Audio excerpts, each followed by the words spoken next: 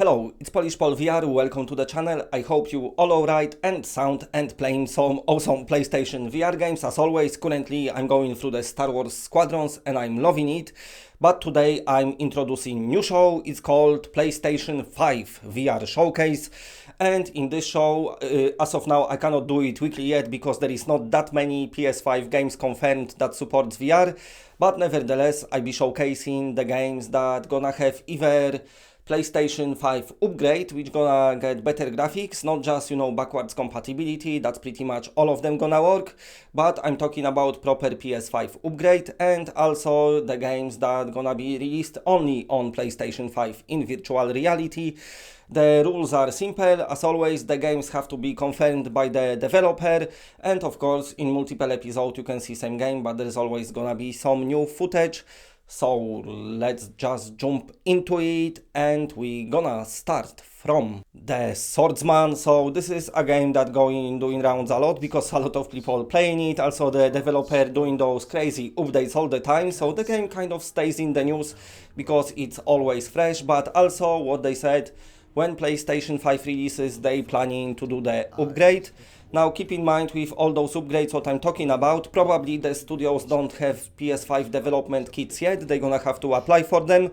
I'm assuming Sony sent those dev kits to the studios that they choose for their first PlayStation 5 games because they didn't wanted any leaks, but eventually maybe they're gonna add some more.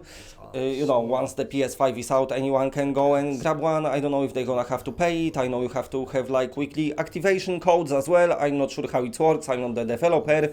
But nevertheless, the Sins Studio says, apart from all the updates that Swordsman will release, on PlayStation 5 it's gonna get an upgrade as well. So that's very nice. I'm enjoying this game. It keeps on getting better.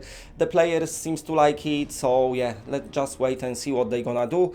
What I'm thinking, obviously the resolution probably gonna be better, but also maybe gonna get some more graphical effects. Loading screens definitely gonna be shorter. Plus, we don't know what else PlayStation 5 be able to do in virtual reality, so we just have to wait and see. Okay, anyway, let's maybe speak about another game. I don't know why I'm talking like this.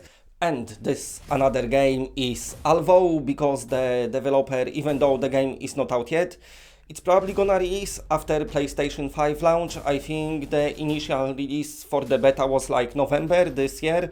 So the game itself, I don't know, hopefully we're gonna see it by the end of this year, but I'm not sure, they're not sure, so we just have to wait. But also on their Discord, they said Alvo will work on PlayStation 5 right off the bat, so probably they mean like backwards compatibility, of course, because like we know 99% of games will, but also what they said, on PlayStation 5 they still planning to support Alvo, which means this might get, nice graphical upgrades. The game looks alright, of course it's from indie studio, so it's not maybe as advanced graphically as Firewall, but thanks to the PS5 better power, through the brute horsepower, they be able to add extra effects, extra details and everything to make it look like Firewall or even better. As of now, what we know is we can go by the information we've got from people who played the beta on PC, or alpha, shall I say, and they saying the game is really good, really fun, and judging by this new trailer what they posted, they're going for something different than Firewall. It's more fast-paced, it's 5 versus 5. Also, you've got those remote control bombs and drones, and also you've got dogs what you can send on people. So definitely they mixing up the gameplay very nicely. And next game I want to talk about is Aramin, Return to Nangrim. This is coming in next year, 2021.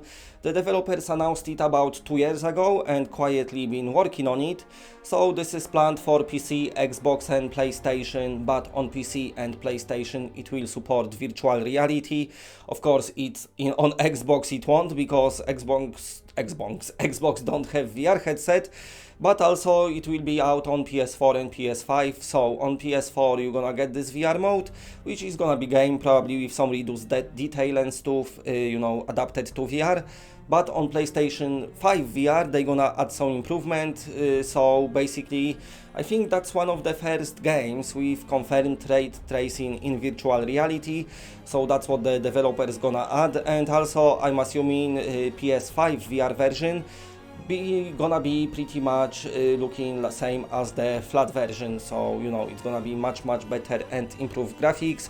You can kind of compare it to Skyrim maybe a bit. I think the world, is it procedurally generated? I think that was the plans at the beginning.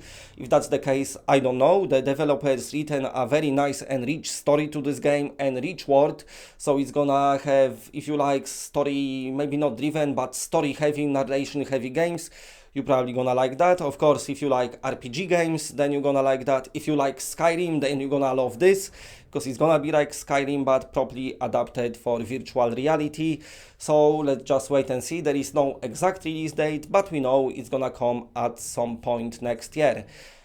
Alright, next game is something what I mentioned twice on the channel. This is Pavlov Shack.